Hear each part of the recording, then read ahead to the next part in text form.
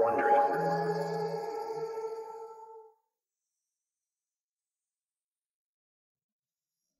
It's the morning of September 8th, 1980. Inside a small house on the outskirts of Pittsburgh, Rick Kuhn lies stretched out on a bed. It's his childhood bed, and there's a poster of Farrah Fawcett hanging on the wall. The bedside clock reads 6:30 a.m., but Kuhn is already awake. He woke up early, full of nerves, and couldn't fall back asleep. Today's a big day for him. Later this morning, Kuhn's going to propose to his girlfriend, Barbara Reed, invite her to go ring shopping. He's anxious for the day to start. He's already gotten dressed. A former basketball player at Boston College, Kuhn put on his lucky gold necklace and his favorite Hawaiian shirt. Then he lay back down on the bed. He takes a deep breath, imagining how the day is going to play out. But right then, he hears a knock on the door. He sits up. Kuhn's father pokes his head in the room and says there are two men in the living room wearing suits, and they want a word with Rick. Kuhn stares at his dad, dumbfounded. Who wants a word at 6:30 in the morning? He gets up and follows his dad down the hall. When he reaches the living room, sure enough, he finds the men. They both have short-cropped hair and stern looks on their faces, and they're wearing nearly identical brown suits. Kuhn's father hovers nearby. One of the men turns and greets Kuhn. Good morning, Mr. Kuhn. I'm Special Agent James Byron. This is Special Agent Thomas Sweeney. I apologize for the early hour, but we need to talk with you about a serious matter. You do? What kind of serious matter? Someone has brought allegations of point shaving involving the Boston College basketball team. You played on that team during the 1978-79 season, correct? All morning, Kuhn has felt twisted nerves as he's thought about proposing to Barbara. But immediately, those feelings evaporate, replaced by bolts of terror. Point shaving? How could the FBI possibly know about that? Mr. Kuhn? Yes, I did play on that team. Okay, good. We were wondering if you could look at a few photos. Tell us if you recognize any faces. Kuhn glances over at his father. He takes a deep breath. Well, sure, but could we take this outside? Don't need to bother my parents. That's fine. We can talk in the car. Kuhn's mind races as he follows the agents to an unmarked Ford parked at the curb. He figures if they wanted to arrest him, they'd have done it by now. So this is just an inquiry. He knows he needs to just talk slowly and play it cool. Kuhn gets in the back seat and Agent Byron slides in next to him. The other agent gets in front and pulls out a notebook. Kuhn turns to Byron. This conversation couldn't wait until a little later in the day? No, Mr. Kuhn, I'm afraid not. So let's jump right in. First, I'd like you to take a look at these photos. Kuhn takes the first photograph. The faces of Rocco and Tony Perla stare back at him. His heart begins to pound. These two individuals are from this area. I believe you're acquainted with them. Kuhn nods. He and Rocco have been friends since high school. There's no point in denying that. And this gentleman is Paul Mazie. And this is Henry Hill. Our understanding is that several of the Boston College basketball games were fixed to profit these gamblers. Wow, really? Yes, Mr. Kuhn. So our question to you is, what do you know about that? Kuhn looks at the agent, then back down at Henry Hill's menacing face. Right away, he starts to think about Barbara and all the plans he had for today. He swallows hard and looks back at the agent, who has a blank, unreadable expression on his face. Rick Kuhn knows he probably won't be ring shopping today after all. Maybe not ever. Where exactly this day is headed, he doesn't know. But right now, the signs don't look good. American Scandal is sponsored by the new Audible original Bad Republican by Meghan McCain. In her debut audio memoir, Meghan McCain gives a first-hand look into the life of the conservative rebel and departing co-host of The View. You'll hear what it's like to grow up as the daughter of an American icon and to mourn his loss very publicly just 1 year into her tenure as co-host of America's most-watched daytime talk show. Her memoir also reveals how she handled attacks from the U.S. president and her thoughts on cancel culture, dating, and how our country treats new mothers. It's unsparingly honest, deeply relatable, and highly entertaining. Go beyond what you know about Meghan McCain from TV and your newsfeed. Visit audible.com/Bad Republican and listen now. We get support from the new podcast, Hemingway's Picasso. Stephen Coe lived many lives. He was an NFL journeyman, a male model, and one of the most well-connected smugglers in 1980s Miami. Coe collected many souvenirs from his adventures, but his most treasured bounty, a beautiful ceramic crafted by Pablo Picasso and gifted to Ernest Hemingway at the author's Cuban home. So the story goes. Lost during the Cuban Revolution, the artwork resurfaced when Coe took it as payment for a drug run financed by the notorious Pablo Escobar. Coe passed away in 2018, passing the piece down to his son, Stevie. Stevie feels he needs to complete his father's mission of selling this piece and telling Steve's cinematic life story. Is the Picasso authentic or a fraud? Was Steve Coe a big talker or a real deal smuggler? Listen to new episodes of Hemingway's Picasso every Monday wherever you get your podcasts.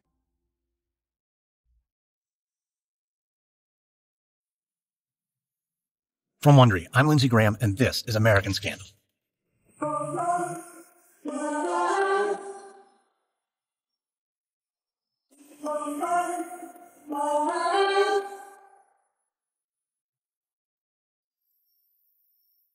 In the late 1970s, college basketball was home to a lucrative gambling scheme.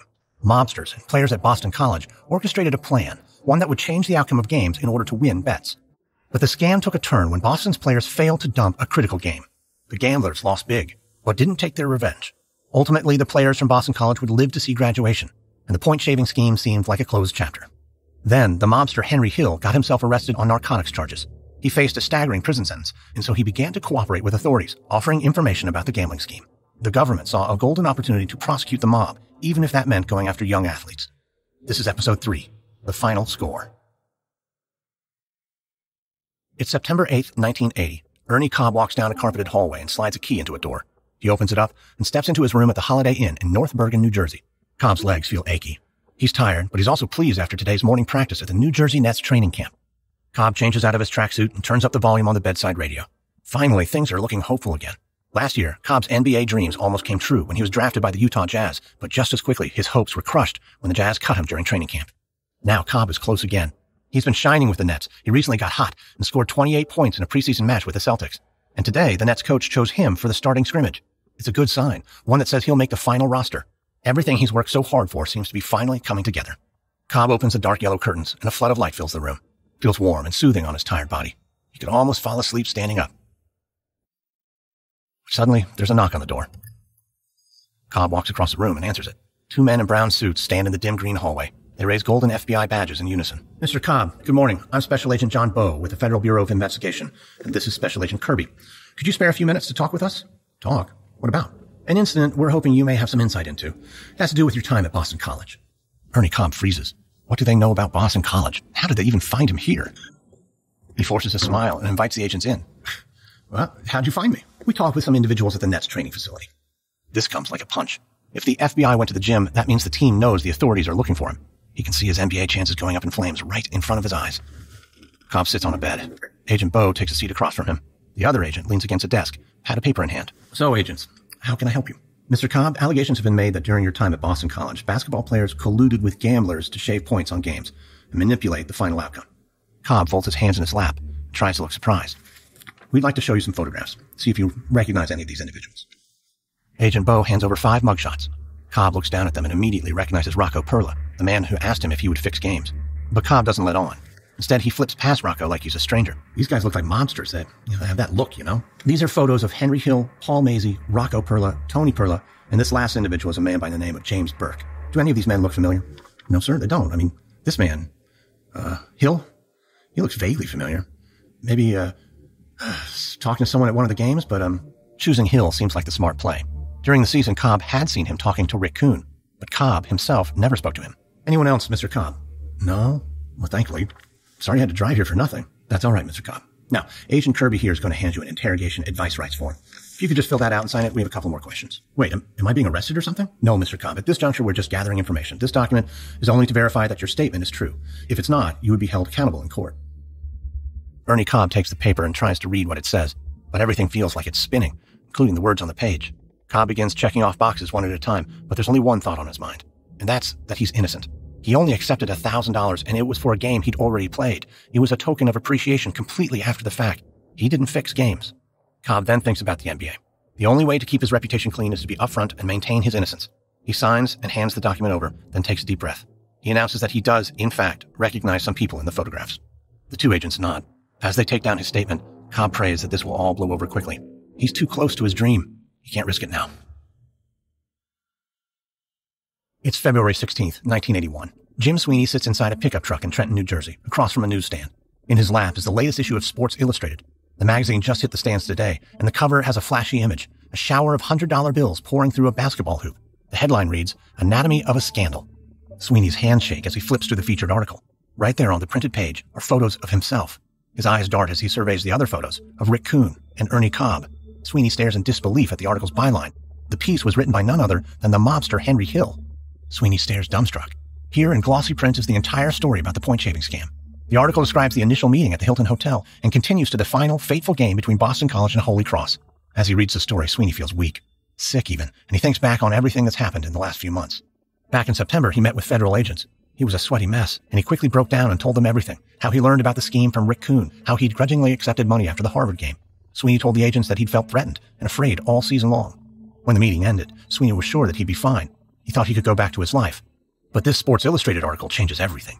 Sweeney carefully reads the article. It becomes perfectly clear. He comes across as a greedy hustler. The article says he was fluent in betting and point spreads, and that he pinpointed the matches he could rig. Henry Hill describes him as a liar and a hypocrite, someone who tries to look like a choir boy, but who's actually a con man willing to corrupt college sports. Sweeney drops the magazine.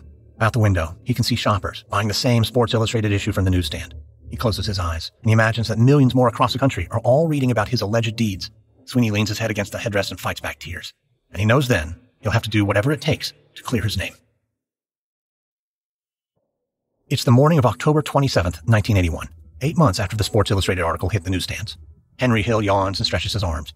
He's in the back of a Cadillac DeVille and wearing a 3-piece mint green suit. His head buzzes from Valium and 2 shots of whiskey. Today, U.S. Marshals are escorting Hill from a special underground hotel in Manhattan, one that's used strictly for witnesses who require special protection. The Cadillac crosses the Brooklyn Bridge, and Hill looks out over his old stomping grounds. He thinks back on the money and thrills and drugs, and he shakes his head. Now that he's in the witness protection program, all of that is gone. These days, Hill and his family live in suburban Cincinnati. He has a new name and a new life. Talk about change. Some of his neighbors have never even tasted marinara sauce. Hill is a nobody, living on a government stipend of what feels like pennies. So who can blame him for accepting 10 grand from Sports Illustrated? They wanted to tell all about the Boston scam, and that's what he delivered. The government prosecutor, Ed McDonald, had been livid.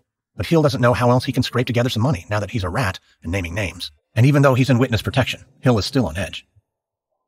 The Cadillac heads deeper into Brooklyn, and Hill can't help but scrutinize every passing car. He keeps imagining it, vividly, every driver veering over, pulling out a pistol. Lord knows Jimmy Burke wants him dead badly enough. But up ahead, Hill sees the United States District Courthouse.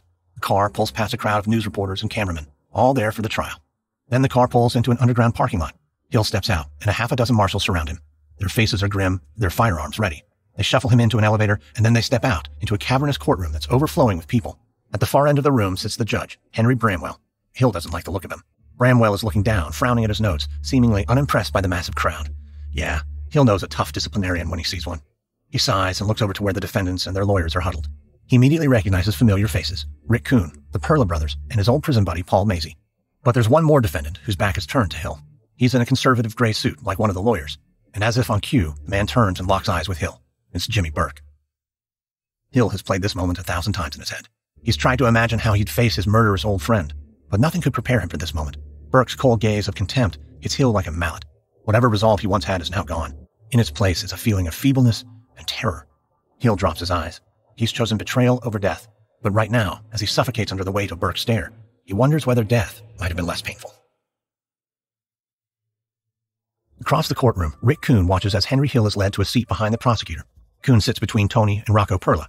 Today, the basketball player is looking sharp, wearing a new baby blue 3-piece suit. He hopes it makes him look out of place among all these mobsters. Kuhn glances around the packed courtroom. He still can't understand how he ended up in federal court.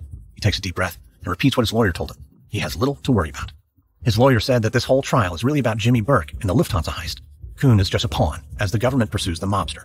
The best legal strategy, then, is to sidestep all the nitty-gritty legal definitions. Instead, they need to focus on the issues of government overreach and exploitation. They just want to take down Jimmy Burke. Kuhn doesn't deserve to be caught up in the crossfire. Kuhn prays that this is the right strategy. He watches as all the lawyers in the courtroom shuffle their papers, getting ready to make their opening statements. Kuhn swallows hard and repeats the same thing he's told himself for days. There's nothing to worry about. He's going to leave this trial a free man.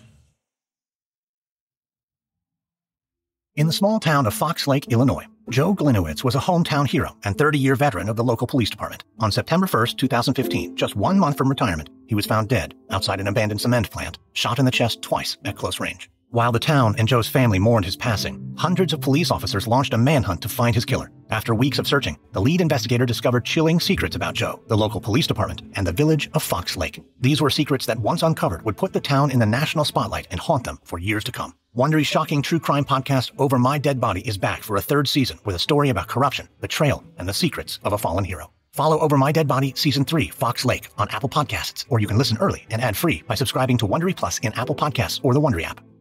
Hey, I'm Mike Corey, the host of Wondery's Against the Odds. In our next season, I'm telling the story of a group of Chilean miners who are trapped half a mile underground when their mine collapses. At first, rescuers fear that the men were crushed to death under tons of rubble. Then, when they make contact with the miners, they must undertake a rescue operation unlike any other in mining history. One that will be watched by over 1 billion people around the world. This is the incredible story of how mine experts, rescue specialists, politicians, and even NASA teamed up to reunite 33 men with their families on the surface. Follow Against the Odds on Apple Podcasts, Amazon Music, or wherever you're listening right now.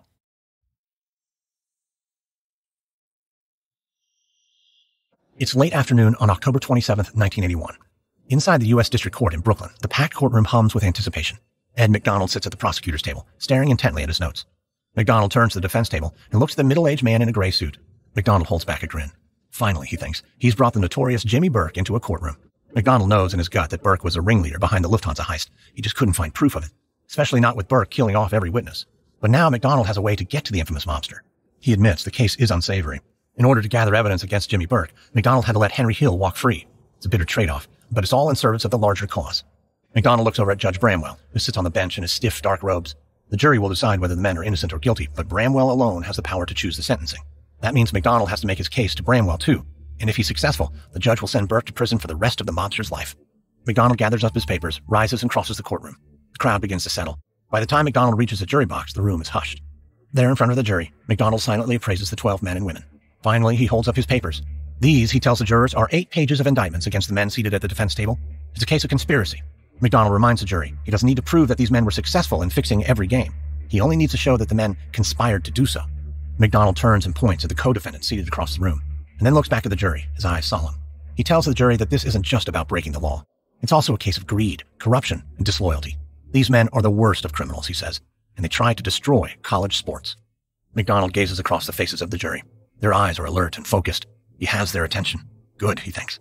Now he needs to hold it through the next couple of weeks, just long enough to achieve his goal, finding Jimmy Burke guilty on all counts. Just before 4 p.m. that same day, Ed McDonald once again rises from the prosecutor's table. It's time to call his first witness.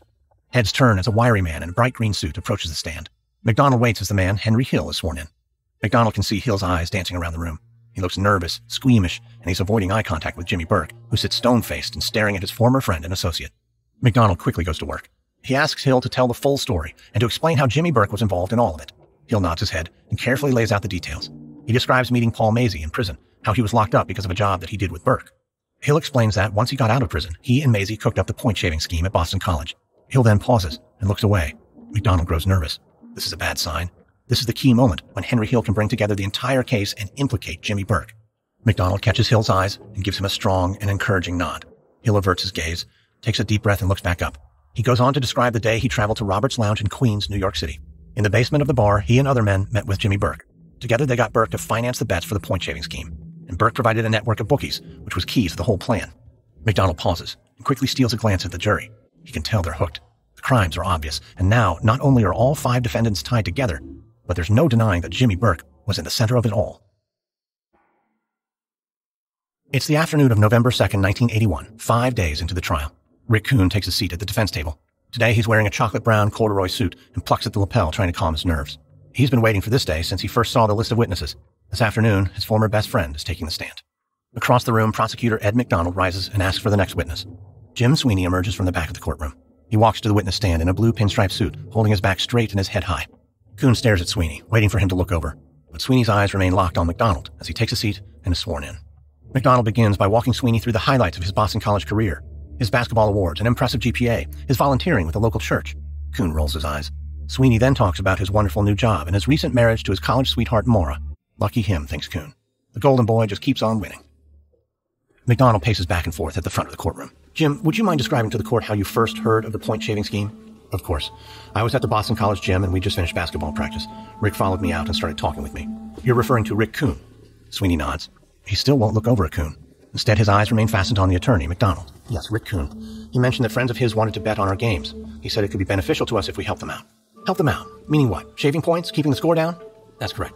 And what was your response to Mr. Kuhn at the time? I told him that's illegal and I don't want any part of it. Kuhn's eyes pop open. Is he serious? Sweeney didn't turn down the proposition.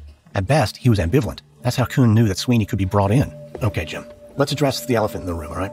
There's a Sports Illustrated article that paints a pretty unflattering picture of you, beginning with your introduction to Henry Hill at a Hilton hotel. Can you speak to that?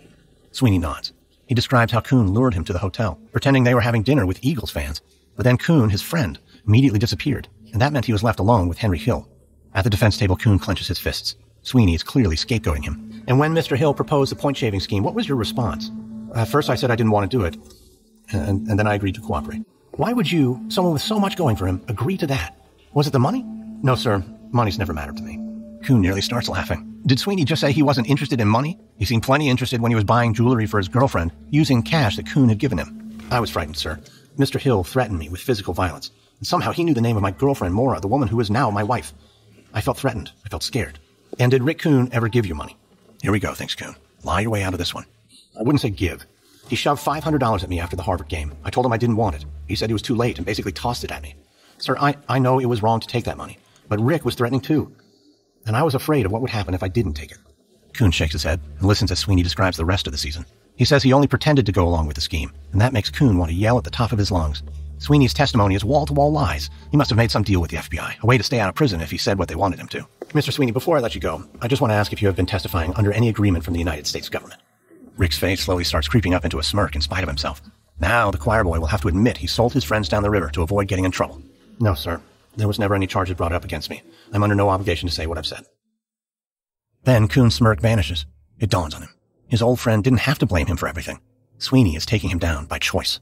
Kuhn stares at Sweeney as he steps down from the witness box. But Jim Sweeney never so much as glances over. Instead, he straightens his pinstripe suit jacket and walked out of the courtroom. It's November 18th, 1981. Inside the courthouse in Brooklyn, Ed McDonald sits at the prosecutor's table and prepares his closing statements. He spent the last 2 weeks painting a vivid picture of these criminals' actions. Still, none of that matters if he doesn't score a guilty verdict for Jimmy Burke. Today is his last best chance to sway any member of the jury who's still on the fence. McDonald stands and walks to the jury box. He looks them over, his face stern and authoritative. He begins addressing the 12 men and women of the jury, saying that he attended Boston College and played on the Eagles basketball team. It was one of the greatest chapters of his life, and that's because he learned the spirit of good sportsmanship and fair play. That's at the heart of college sports. McDonald sees a couple jurors give a slight nod. It's a good sign. He points at the defendants, his voice rising. To these men, McDonald says, such values mean nothing. The only thing they care about is making money. McDonald steps away and walks up to Jimmy Burke. He returns the mobster's stony glare, and then he turns back to the jury and continues. McDonald explains that college sports is a sacred thing, and these men tried to destroy what makes it so special. They couldn't be satisfied with horse racing or fixing boxing matches. They had to take their dirty money to a small Jesuit college in Boston. They had to meddle with kids. Today, McDonald argues, the members of the jury can take a stand. They can defend the sanctity of college sports. They can deliver a guilty verdict. McDonald exhales and thanks the jury. And with that, the prosecution rests. McDonald knows he's played his best possible game, but the final score is in the jury's hands.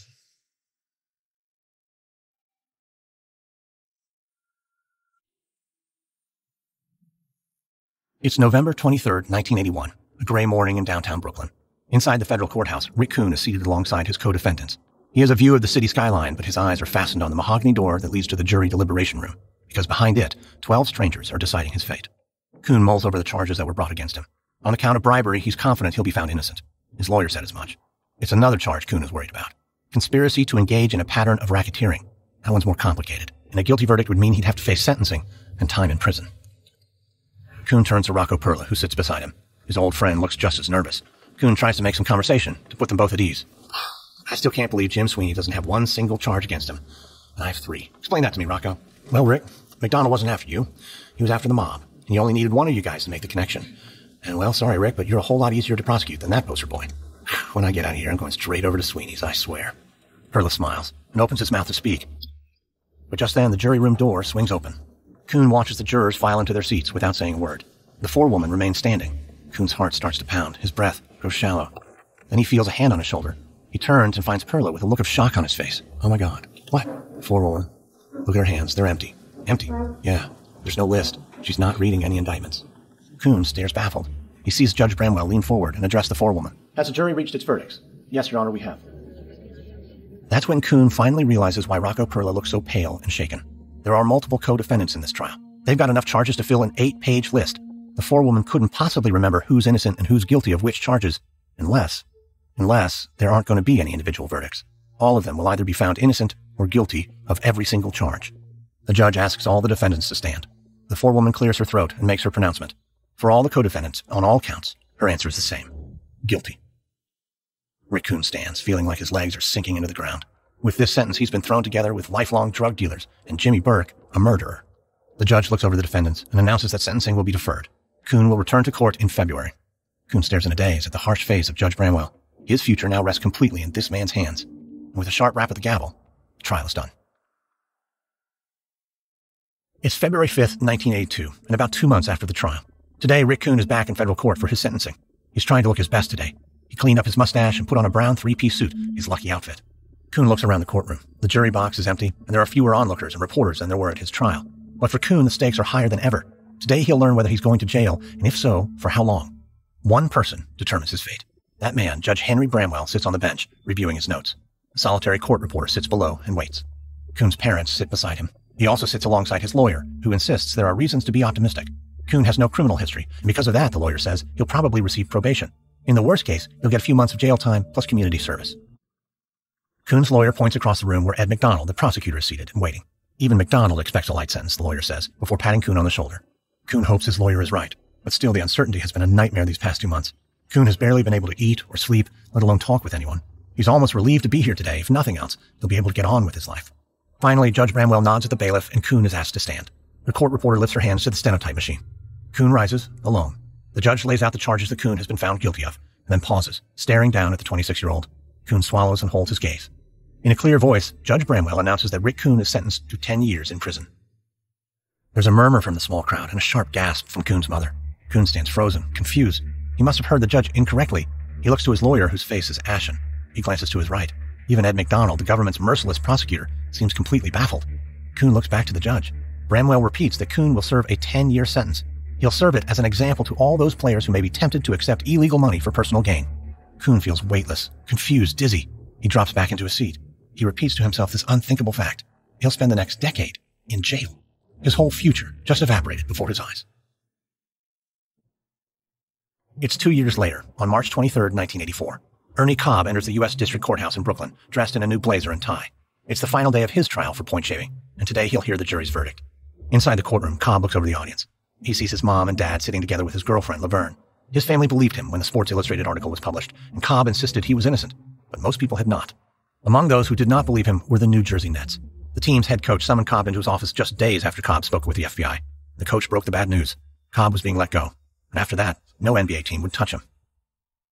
Cobb wasn't charged in the Jimmy Burke trial, and he thought he was finally past the whole affair, but he quickly found that his name was tainted. It was hard to find a job, and he had to make a living selling copy machines and paving driveways, all while being snubbed by one NBA team after another. But finally, his fortune took a turn for the better. Cobb got a chance to play professional ball in Israel and was quickly recognized as one of the best players in the league. Once again, he began to dream about a future in the NBA. So in the summer of 1983, Cobb returned to the U.S. for a visit. That's when he was charged with taking cash bribes as part of a scheme to change the outcomes of Boston College games. And once again, there was a mobster associated with the trial. This time, it was a mafioso named Paul Vario, Jimmy Burke's boss. Cobb had never even heard of the guy, but he could see that the government was just repeating what they'd done with Rick Kuhn. Cobb was a pawn in the prosecution of another mobster. Inside the courtroom, Cobb takes his seat alongside his lawyer. In spite of the odds, and against everyone's advice, Cobb insisted on having his day in court. He refused to take a plea deal in return for a reduced sentence. His goal was to finally clear his name. At 11:30 a.m., the jury files into the courtroom. Cobb stands. After a long silence, the forewoman finally speaks. She barely gets out the words, "not guilty," when Cobb lets out a whoop, and the rest of the courtroom breaks out in cheers. Ernie Cobb is exonerated of all charges, and Vario is acquitted as well. Cobb embraces his girlfriend and family members as they hug and cry. Cobb is filled with a joy that courses through his entire body. It's finally over, he thinks. And yet, deep down, a small voice tells him otherwise. No matter how far Cobb gets from Boston College, it will never truly be over. After his acquittal, Ernie Cobb attempted to pursue his NBA dreams, but no team would allow him to try out. He returned to Israel to play professional basketball for another 17 years. Rick Kuhn's 10-year sentence was later reduced to 4. He was released from prison in 1986 and returned to Pittsburgh. Jim Sweeney lives in Florida with his wife Maura. He still maintains his innocence in the point-shaving scandal. Jimmy Burke, whose criminal acts went back more than 3 decades, was sentenced to 20 years. He was never charged in the Lufthansa heist, and the stolen cash was never recovered. Burke died in prison of lung cancer in 1996. Henry Hill was granted full immunity from all charges and put into witness protection. He was later kicked out of the program, though, for repeatedly breaching security. In 1990, Hill's notoriety reached new heights with the release of the Martin Scorsese film Goodfellas, in which Ray Liotta portrayed Hill and Robert De Niro played Jimmy Burke. In 2012, Hill died of heart disease in a Los Angeles hospital. NCAA rules continue to prevent colleges from paying their athletes. But as of the spring of 2020, the association is considering a change to its rules to allow athletes to earn money from third-party endorsements. The stiff penalties handed down to Rick Kuhn were intended to send a message to would-be fixers. But the subsequent scandals at Arizona State, Tulane, and Northwestern, to name just a few, suggest that the message didn't get through.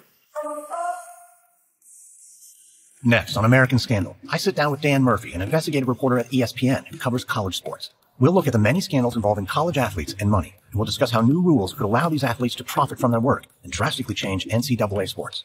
From Wondery, this is episode 3 of the Boston College gambling scheme for American Scandal. If you like our show, please give us a 5-star rating and leave a review. And be sure to tell your friends. Subscribe on Apple Podcasts, Spotify, the Wondery app, or wherever you're listening right now. Join Wondery Plus in the Wondery app to listen ad-free. You'll also find some links and offers from our sponsors in the episode notes. Supporting them helps keep us offering our shows for free. Another way you can support the show is by filling out a small survey at Wondery.com/survey to tell us what topics we might cover next. You can also find us and me on Twitter. Search for hashtag American Scandal or follow me at Lindsay A. Graham. And be sure to listen to my other podcasts, American History Tellers and American Elections Wicked Game. A quick note about our reenactments. In most cases, we can't know exactly what was said, but all our dramatizations are based on historical research. If you'd like to learn more about the Boston College gambling scheme, we recommend Fix by David Porter and the Lufthansa Heist by Daniel Simone. American Scandal is hosted, edited, and executive produced by me, Lindsey Graham, for Airship. Audio editing by Molly Bach. Sound design by Derek Behrens. This episode is written by Charles Olivier, edited by Christina Malsberger, produced by Gabe Riven. Executive producers are Stephanie Jens, Jenny Lauer Beckman, and Hernan Lopez for Wondery.